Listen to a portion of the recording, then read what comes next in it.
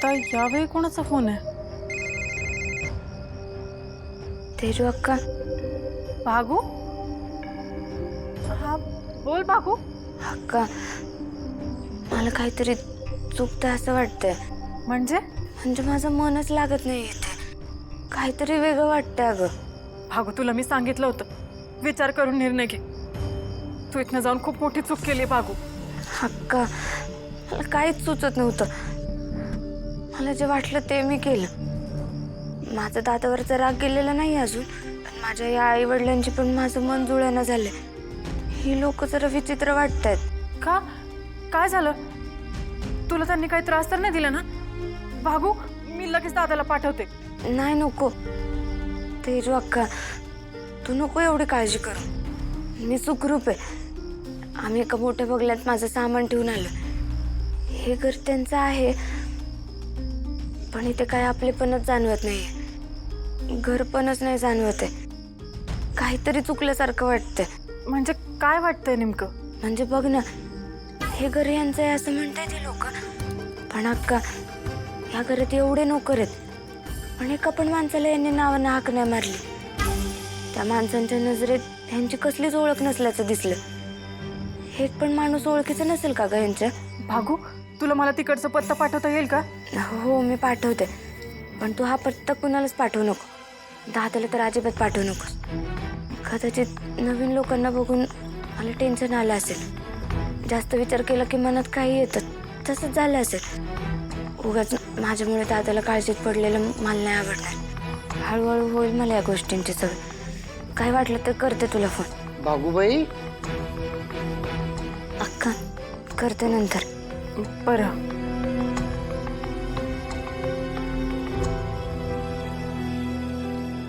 बाळा झाला का घरी फोन?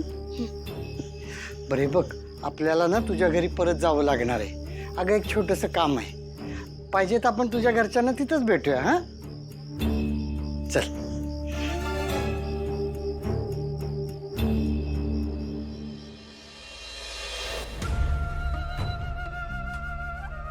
बॅरी शेवटी आपण डाव जिंकला बरं का.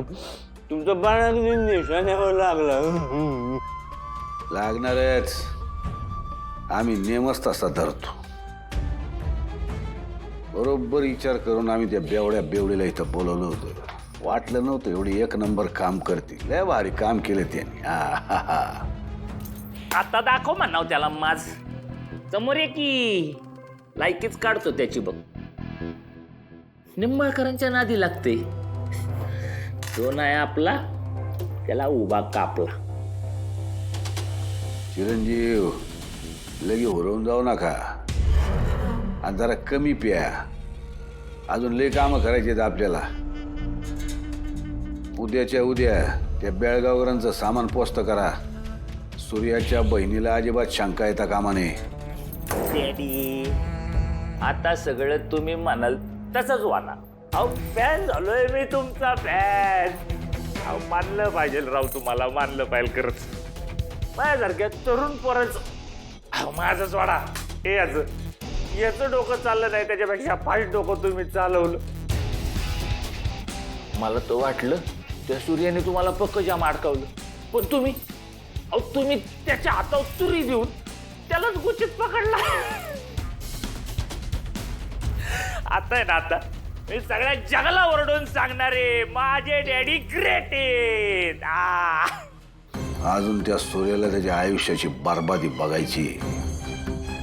या घरच्यांपासून इस्टेटीपर्यंत सगळं संपणार. डॅडी तुमचे पाय द्या. तुमचे पाय कुठे? अरे सोडा हो, चिरंजीव. तुम्ही उभे राहा, मला मिठी मारायची. तो डॅडी उभं राहतो. डॅडी डॅडी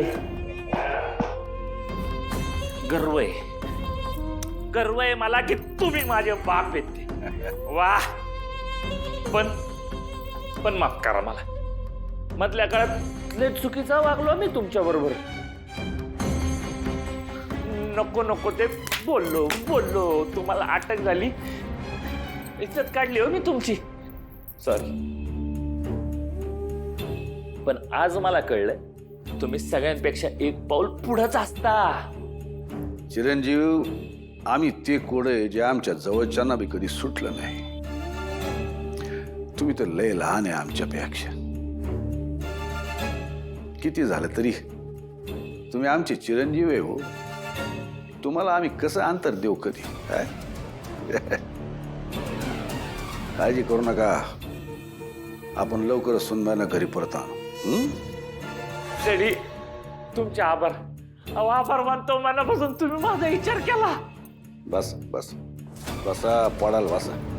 बायको येते घरात, तोची दिवाळी दसरा.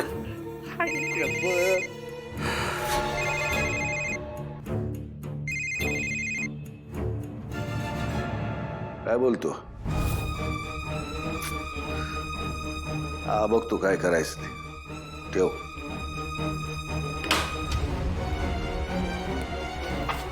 काय झालं डॅडी? नाही काय सिरियस नाही आहे ना?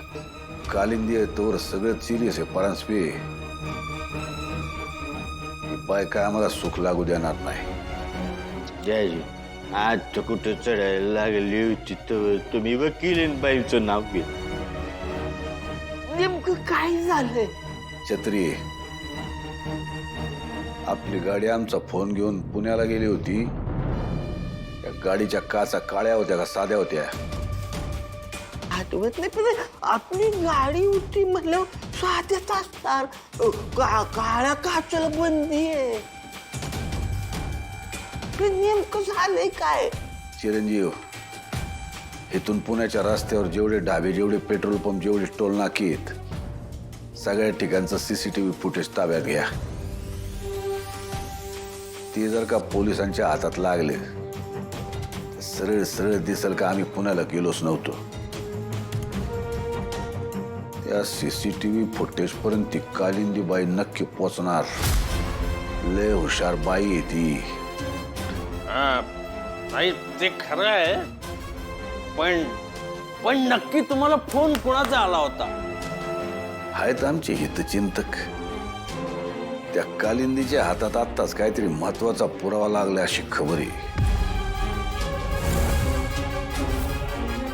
त्या पुराव्याच्या मदतीनं आम्ही पुण्याला गेलोच नव्हतो हे जर तिनं सिद्ध केलं,